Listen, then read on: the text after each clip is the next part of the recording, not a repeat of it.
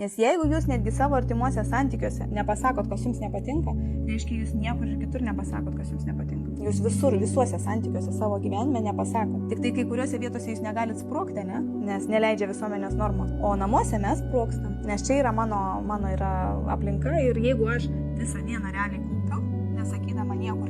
Tai paskui namuose labai mažo degtuko, tai reikia mažos žiežirbėlės, kad viskas susprogtų. Tai galima ne tik tai santykiuose su artimiausiais pradėti sakyti, bet visur. Visur, kur jūs išeina, ten, kur jūs bendraujate su žmonėm ir ten, kur jums nepatinka.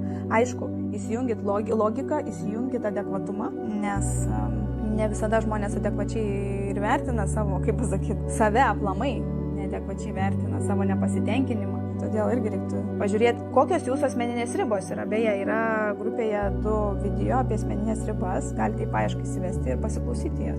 Nes galbūt jūsų asmeninės ribos yra labai silpnos.